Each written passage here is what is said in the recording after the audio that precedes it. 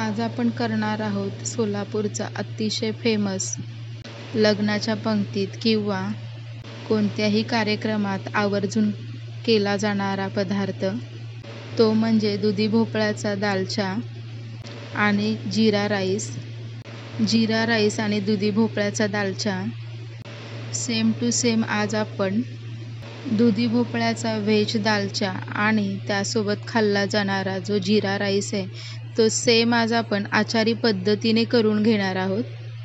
मागच्या व्हिडिओत मी घरगुती पद्धतीचा दालचा टाकला होता, पण आज आपण अस्सल आचारी पद्धतीचा व्हेज दालचा दाखवणार आहोत. व्हिडिओ कुठेही स्किप न करता शेवटपर्यंत नक्की बघा. माझं नाव करिश्मा माने. मानेज रेसिपीमध्ये आपलं सगळ्यांचं स्वागत आहे. इथे मी 1 वाटी तुरीची डाळ घेतली आहे. तुरीची डाळ कुकरमध्ये घालून घ्यायची आणि तुरीची डाळ अगदी 2 ते 3 पाण्याने स्वच्छ असे धुवून घ्यायची. जोपर्यंत आपलं पांढरं शुभ्र पाणी दिसत नाही तोपर्यंत इथे डाळ आपली स्वच्छ धुवून घ्यायची आहे. डाळ इथे आपली स्वच्छ धुवून झाली आहे. तर कुकरच्या भांड्यामध्ये इथे मी अर्धा लिटर पाणी घालून घेतलं आहे. गॅसवर कुकर ठेवून कुकरच्या 5 शिट्ट्या काढून घ्यायच्या आहेत. तूर डाळ मऊ होईपर्यंत छान शिजवून घ्यायची आहे. डाळ शिजते तोपर्यंत इथे आपण दुधी भोपळ्याचा दालचा करणार आहोत. तर त्यासाठी इथे साहित्य बघणार आहोत. 3 मीडियम साईजचे टोमॅटो घेतले आहेत, 1 मोठा कांदा, 1 दुधी घेतली आहे. तर इथे मी काही खडे मसाले घेतले आहेत. 2 ते 3 दालचिनीचे तुकडे घेतले आहेत.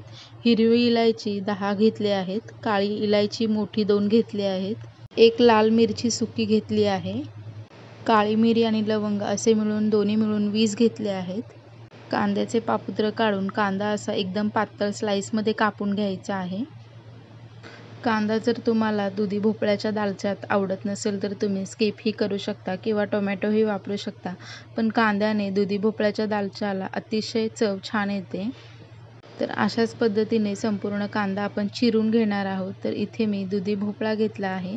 दुधी भोपळा मधून कट केला आहे आणि वरचा आणि पाठीमागचा आणि पुढचा समोरचा भाग दोन्ही भाग कापून घ्यायचे आहेत. दुधी भोपळ्याच्या आतमध्ये असे 3 ते 4 असे काप करून घ्यायचे आहेत आणि काप आपले मोठे मोठेच ठेवायचे आहेत. तर इथे बघू शकता व्हिडिओत दाखवल्याप्रमाणे अशा पद्धतीने दुधी भोपळा कापून घ्यायचा आहे. मी इथे 8 ते 10 जणांसाठी दुधी भोपळ्याचा दालचा करणार आहे, म्हणून इथे संपूर्ण दुधी भोपळा घेतला आहे. दुधी भोपळा आपला चिरून झाला आहे. तर इथे मी कढई गॅसवर तापवण्यासाठी ठेवली आहे. आचारी पद्धतीचा आपण दालचा बघणार आहोत. तर दुधी भोपळ्याचा दालचा करत असताना जाडबुडाची कढई किंवा जाडबुडाचं भांडं घेऊ शकता तुम्ही. जुनी भांडे असतात जाडबुडाची, त्याच्यामध्ये दालचा अतिशय चव असा लागतो. तर इथे कढई गरम झाली आहे. तर आपण सर्व खडे मसाले यामध्ये घालून 2 ते 3 मिनिटासाठी खडे मसाले थोडेसे फुलूपर्यंत परतवून घेणार आहोत. तर इथे बघू शकता खडे मसाले आपले छान फुलले आहे आणि त्याला छान सुवासही येत आहे. तर हे सर्व खडे मसाले कढईमधून एका आपण प्लेटमध्ये काढून घेणार आहोत. तर याच कढईमध्ये आपण दुधी भोपळ्याचा दालचा करून घेणार आहोत. तर इथे कढईमध्ये 3 माप तेल घालून घेत आहे मी. तर इथे बघू शकता तुम्ही. तर इथे दुधी भोपळ्यामध्ये आचारी पद्धतीने आपण दालचा करणार आहोत. तर आचारी लोक यामध्ये वनस्पती डालडा इथे आवर्जून घालतात.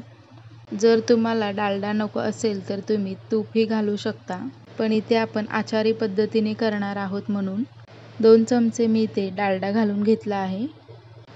डालडा आणि तेल छान एकजीव झाल्यानंतर इथे अर्धा चमचा मोहरी, अर्धा चमचा जिरे घालून घ्यायचे आहेत.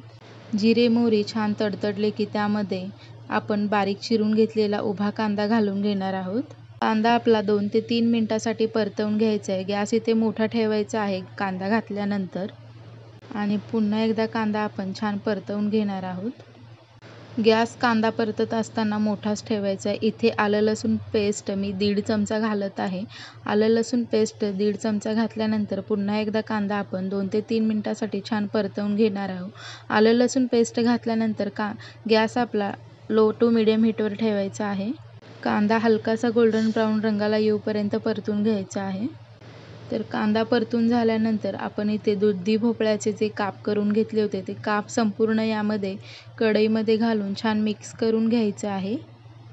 कांदा दुधी भोपळा छान मिक्स झाल्यानंतर 2 ते 3 मिनिटासाठी झाकण लावून तेलामध्ये दुधी भोपळा वाफवून घ्यायचा आहे. 2 ते 3 मिनिटानंतर दुधी भोपळा वाफला आहे. तर इथे बघू शकता मी प्लेट काढून तुम्हालाही दाखवते. थोडासा दुधी भोपळा हलकासा नरम झाला आहे. तर आपण यामध्ये टोमॅटोचे इथे मी उभे असे काप करून घेतले आहेत. हे तिन्ही टोमॅटो आपण स्लाइस करून दुधी भोपळ्यामध्ये घालून घेणार आहोत. तर इथे टोमॅटोच्या रसाला टोमॅटोला पाणी सुटतं आणि इथे आपण चवीनुसार मीठ घालून घेणार आहोत. चवीनुसार मीठ घातल्यानंतर टोमॅटो आणि मिठाचं पाणी सुटतं आणि त्यामुळे दुधी भोपळा मीठ आणि टोमॅटोच्या पाण्यातच छान असा वाफवून घ्यायचा आहे. दुधी भोपळा वाफवण्यासाठी इथे गॅस आपला पूर्ण लो टू मिडियम हीटवर ठेवायचा आहे आणि पुन्हा एकदा 5 ते 6 मिनिटासाठी झाकण लावून वाफवून घ्यायचं आहे. दुधी भोपळा टोमॅटो वाफताय तोपर्यंत आपण इथे खडे मसाल्याचे एक पावडर तयार करून घेणार आहोत. तर इथे सर्व प्लेटमधले खडे मसाले मी मिक्सरला फिरवून घेणार आहे. तर इथे बघू शकता जाडसर आणि मध्यम आकाराची इथे मिक्सरला खडे मसाल्यांची पावडर तयार झाली आहे.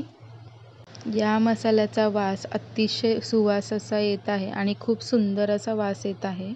हे मसाले तुम्ही कोणत्याही भाजीमध्ये घाला, भाजी चवीला अतिशय सुंदर अशी लागते.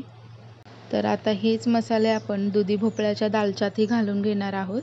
तर इथे दुधी भोपळ्याच्या दालच्यासाठी इथे ड्राय मसालेही आपण बघणार आहोत. इथे मी 1 चमचा घरचा लाल तिखट घेतला आहे आणि अर्धा चमचा सोलापुरी झणझणीत काळं तिखट घेतलं आहे. तर इथे अर्धा चमचा हळदही घेतली आहे. तर आपण मिक्सरला फिरून घेतलेलं जे मसाला आहे तो आपण इथे 1 चमचा घालून घेणार आहोत या ड्राय मसाल्यामध्ये. 6 ते 7 मिनिटं आपण मीडियम हीटवर ठेवलं होतं आणि इथे बघू शकता टोमॅटो, दुधी भोपळा छान आपला मऊसूद वाफला आहे. तर इथे बघू शकता आणखीन थोडंसं पाणी कढईमध्ये आहे आणि हे पाणी काही एक्स्ट्राचं घातलेलं नव्हतं. मिठाचं आणि टोमॅटोला छान पाणी सुटलं होतं. त्यातच आपला भोपळा आणि टोमॅटो छान परतून झाला आहे. तर इथे मी दुधी भोपळा शिजलाय का नाही दाखवते. तर इथे बघू शकता 80% एवढा आपला दुधी भोपळा छान पाणी न घालता मिठाच्या आणि टोमॅटोच्या पाण्यातच छान शिजला आहे. तर इथे आपला भोपळा छान शिजला आहे. तर आपण यामध्ये काही ड्राय मसाले घालून घेणार आहोत. भोपळा आपला 80% शिजल्यानंतरच इथे ड्राय मसाला घालून घ्यायचा आहे.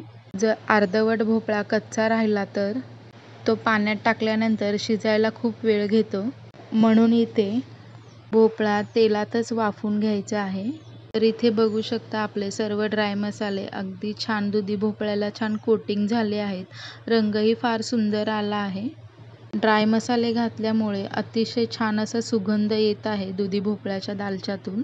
दुधी भोपळ्याची चव वाढवण्यासाठी इथे आचारी लोक पुदिनाची पानं वापरतात. इथे मी 10 ते 12 पुदिनाची पानं घेतली आहेत आणि पुदिनाची पानं अगदी बारीक अशी चिरून घेतली आहेत आणि आपण या दुधी भोपळ्याच्या दालच्यामध्ये घालून छान मिक्स करून घ्यायचं आहे एकजीव होईपर्यंत आणि छान परतवून झाल्यानंतर 2 ते 3 मिनिटासाठी झाकण लावून पुन्हा एकदा छान अशी वाफ काढून घ्यायची आहे. दुधी भोपळ्याचा दालचा शिजतोय तोपर्यंत इथे आपण बघू शकता डाळ ही आपली छान शिजली आहे. तर इथे बघू शकता अगदी मऊसूद अशी डाळ शिजली आहे. अशाच पद्धतीची डाळ हवी आहे आपल्याला. साधारण 4 ते 5 मिनिटं झाली आहेत. तर इथे आपण झाकण उघडून बघूया. अगदी छान तेल सुटलं आहे दुधी भोपळ्याच्या दालच्याला आणि फार सुंदर असा रंग दिसत आहे. तर इथे आपला भोपळाही 100% छान शिजला आहे. तर इथे बघू शकता चमचा टोचून दाखवल्यावर भोपळ्याच्या आतमध्ये चमचा लगेचच जात आहे. तर इथे भोपळा आणि छान मसाले छान कोटिंग झाले आहेत एकमेकांना. तर इथे आपण कुकरला तयार करून घेतलेलं वरण यामध्ये घालून छान मिक्स करून घ्यायचं आहे. तर इथे बघू शकता अगदी दाटसर आपला इथे दालचा रेडी झाला आहे. तर आपण यामध्ये पाणी घालून घेणार आहोत. इथे मी कुकरच्या भांड्यातच कुकरमध्येच 2 वाटी पाणी घालून घेतलं होतं. तेच पाणी आपण या दालच्यामध्ये घालून घेतलं आहे. तर पुन्हा इथे मी थोडंसं अर्धा लिटर पाणी घालून घेतलं आहे. तर इथे बघू शकता जर तुम्हाला दालच्या कशा पद्धतीने पातळ किंवा मीडियम घट्ट दाटसर आवडत असेल तशा पद्धतीने तुम्ही दालचा करून घेऊ शकता. पण दालचा हा मीडियम घट्ट असलेलाच चवीला सुंदर लागतो. तुम्ही तुमच्या आवडीप्रमाणे पाणी घालून घेऊ शकता. ते अर्धा लिंबू कापून घ्यायचा आणि अर्धा लिंबाचा रस पूर्ण आपण या दालच्यामध्ये घालून घेणार आहोत आणि छान मिक्स करून घ्यायचं आहे. तुम्हाला जर दालच्यामध्ये लिंबू नको असेल तर तुम्ही यामध्ये अर्धी वाटी चिंचेचा रसही घालू शकता, त्यानेही दालच्याला चव छान येते. तर इथे बघू शकता 2 ते 3 मिनिटानंतर दालच्याला छान उकळी आली आहे. तर त्यामध्ये बारीक चिरलेली आपण कोथिंबीर घालून घेणार आहोत. दुधी भोपळ्याचा दालच्या जसजसा उकळत आहे तसतसा फार सुगंध घरात दरवळत आहे. इथे आपला आचारी पद्धतीचा दुधी भोपळ्याचा दालच्या रेडी झाला आहे. आचारी पद्धतीचा दुधी भोपळ्याचा जर व्हिडिओ आवडला असेल तर व्हिडिओला नक्की कमेंट करा. इथे मी खूप सोप्या पद्धतीने आचारी पद्धतीचा दालच्या दाखवला आहे. दुधी भोपळ्याच्या दालच्या रेसिपीचा व्हिडिओ आवडल्यास व्हिडिओला एक लाईक जरूर द्या. दालच्यामध्ये इथे पाण्याची क्वांटिटी थोडीशी वाढवली होती, मग त्यामध्ये थोडंसं मीठ मला कमी वाटत होतं म्हणून मी इथे किंचितसं मीठ घालून घेतलं आहे. मीठ घालताना जरा जपून वापरा. सुरुवातीलाच आपण मीठ घालून घेतलं होतं त्यामुळे इथे मी किंचितसंच मीठ घालून घेतलं आहे. दालच्या आपला छान शिजला आहे तर आपण इथे गॅस बंद करून घेणार आहोत. तर इथे बघू शकता दुधी भोपळा आपला अगदी मऊसूद असा शिजला आहे.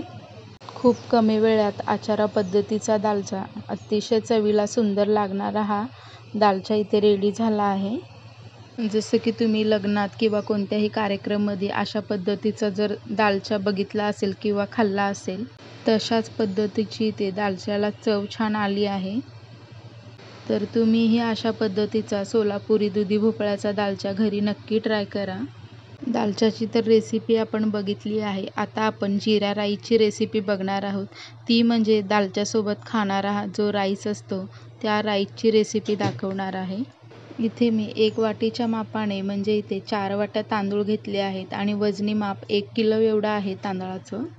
तांदूळ तुम्ही रोजच्या तुमच्या वापरातले तेही तांदूळ वापरू शकता, पण आंबेमोहर आणि इंद्रायणी हे तांदूळ अजिबात वापरू नका. ह्या तांदळाने भात मऊ आणि चिकट होतो. दालच्यासोबत खाणारा जो राईस असतो तो अतिशय मोकळा आणि सुटसुटीत असतो. त्यासाठी इथे तुम्ही बासमती किंवा जिरा राईसचे तांदूळ असतात ते तांदूळ तुम्ही वापरायचे आहेत. त्याला गरम करण्यासाठी ठेवलं तर त्यामध्ये 1 माप तेल घालून घेतलं आहे. तांदूळ मोकळा आणि सुटसुटीत होण्यासाठी इथे मी 2 चमचे वनस्पती डालडाचा वापर केला आहे आणि आचारी पद्धतीनेही ते आपण राईस करून घेणार आहोत. तर आचारी लोकंसुद्धा जिरा राईस करून घेताना डालडाचा वापर करतात. तर डालडा थोडासा मेल्ट होत आला आहे तर यामध्ये आपण तमालपत्रे घालून घेणार आहोत. तमालपत्रे इथे मी 2 घेतले आहेत. तमालपत्र घालून घेतल्यानंतर त्यामध्ये आपण 1 मोठी काळी इलायची, 3 ते 4 हिरवी इलायची, दालचिनीचे तुकडे 2, काळी मिरी आणि लवंग असे 2 ते 3 घालून घेतले आहेत. खडे मसाल्याची जी आपण पावडर तयार करून घेतली होती तीही आपण इथे घालणार आहोत. तर इथे मी अर्धा चमचा जिरे घातले आहेत. तर मी इथे आपल्या रोजच्या जेवणातले जिरे वापरले आहेत. हवं तर तुम्ही शहाजिरेही वापरू शकता. त्यानेही भाताला चव छान येते. इथे मी लाल मिरच्या घेतल्या आहेत. लाल मिरच्यामधून कट करून असे एकातून 4 भाग तयार करून घेतले आहेत. मिरच्याही आपण फोडणीमध्ये घालून घेणार आहोत आणि इथे 2 चमचे मी कोथिंबीर पेस्ट घालून घेतली आहे. कोथिंबीर पेस्ट तुम्ही आवर्जून घाला. कोथिंबीर पेस्टने भाताला अतिशय छान अशी चव येते. तर इथे मी 4 वाटी तांदळाप्रमाणे इथे 8 वाटी पाणी घालून घेतलं आहे. तर तुम्ही रोजच्या तांदळाच्या सवयीप्रमाणे पाणी घालून घेऊ शकता. केवढं तुम्हाला तांदूळ हवे तशा पद्धतीने तुम्ही पाणी घालून घेऊ शकता. तर इथे बघू शकता आपण मिक्सरला फिरून घेतलेलं खडे मसाल्याची पावडर मी सर्वात शेवटी पाण्यामध्ये घालून घेते, म्हणजेच त्याचा सुवास छान खडे मसाल्यांचा पाण्यामध्ये उतरेल. आता आपण या तांदळाच्या पाण्यामध्ये टाकणार आहोत चवीनुसार मीठ. चवीनुसार मीठ घालून घेतल्यानंतर पाण्यामध्ये चमचा घालून छान असं फिरवून घ्यायचं आहे आणि पाण्याला 5 ते 6 मिनटं झाकण लावून पाणी छान उकळी येऊपर्यंत तापवून घ्यायचं आहे. पाण्याला उकळी येण्यासाठी इथे मी गॅस मोठाच ठेवला होता आणि इथे बघू शकता अगदी छान पाण्याला छान उकळी फुटली आहे. तांदूळ इथे मी स्वच्छ 3 ते 4 पाण्याने धुवून घेतले आहेत आणि गॅस मोठाच ठेवायचा आहे. पाणी उकळत असतानाच त्यामध्ये तांदूळ घालून घ्यायचे आहेत. गॅस आपला मोठाच ठेवायचा आहे. लो गॅसवर ठेवल्यास तर तांदळाचे तुकडे पडू शकतात. म्हणून इथे तांदूळ घालून घेत असताना गॅस मोठा ठेवूनच तांदूळ घालून घ्यायचे आहेत. तर इथे आपलं तांदूळ छान उकळत येत आहे. तर इथे चमच्याने हलक्याशा हाताने सर्वीकडे चमचा आपला छान फिरवून घ्यायचा आहे.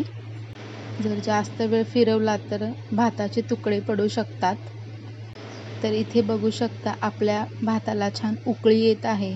तर इथे आपण गॅस लो टू मीडियम हीटवर ठेवून झाकण लावून देणार आहोत. तर इथे मी गॅस लो टू मीडियम हीटवर ठेवला होता आणि 5 मिनिटाने गॅस पूर्ण लो ठेवला आहे. तर इथे बघू शकता संपूर्ण 10 मिनिटं झाली आहेत. भात आपला छान रेडी झाला आहे. अगदी मोकळा फडफडीत आपला भात इथे तयार झाला आहे. हलकंसं थोडं पाणी वाटतंय म्हणून 2 मिनिटासाठी झाकण लावून ठेवणार आहे मी. तर इथे बघू शकता 2 मिनिटं झाली आहेत. भाताचा सुवास अगदी छान येत आहे. भात शिजला आहे आणि मी इथे गॅस बंद करून घेतला आहे. थोडासा मी ऑरेंज कलरचा फूड कलर घालत आहे यामध्ये.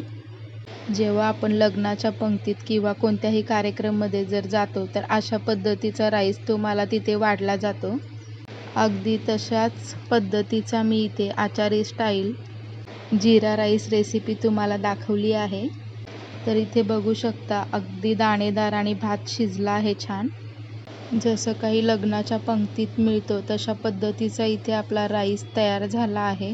तर इथे बघू शकता अगदी कलरफुल आणि तशाच पद्धतीचा राईस मी छान जिरा राईसची रेसिपी दाखवली आहे. रेसिपी आवडल्यास व्हिडिओला लाईक नक्की करा.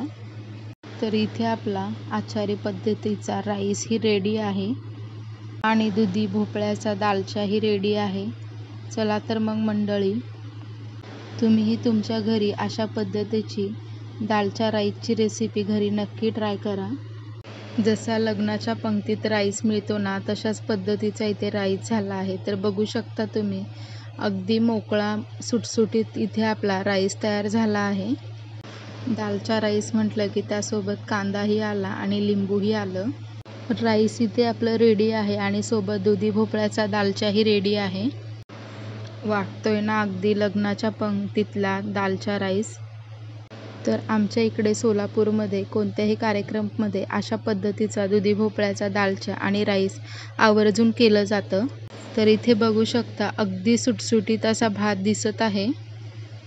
तर इथे सोलापूर पद्धतीचा दुधी भोपळ्याचा दालचा आणि राईस रेसिपी केली आहे. तर त्याची मी चव ही कशी झाली नक्कीच सांगणार आहे.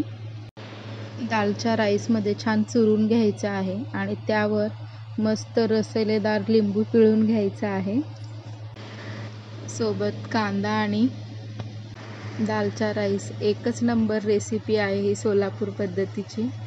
जसं लग्नाच्या पंक्तीमध्ये केला जातो ना तशा पद्धतीचं इथे दालचा आणि राईसची रेसिपी अतिशय चवीला सुंदर आणि अप्रतिम अशी आचारी पद्धतीची सोलापुरी दुधी भोपळ्याचा दालचा राईस रेसिपी एकच नंबर झाली आहे. सोलापुरी आचारी पद्धतीचा दालचा आणि राईसची रेसिपी आवडल्यास व्हिडिओला लाईक, शेअर आणि चॅनलला नक्की सबस्क्राईब करा. व्हिडिओला कमेंट नक्की करा.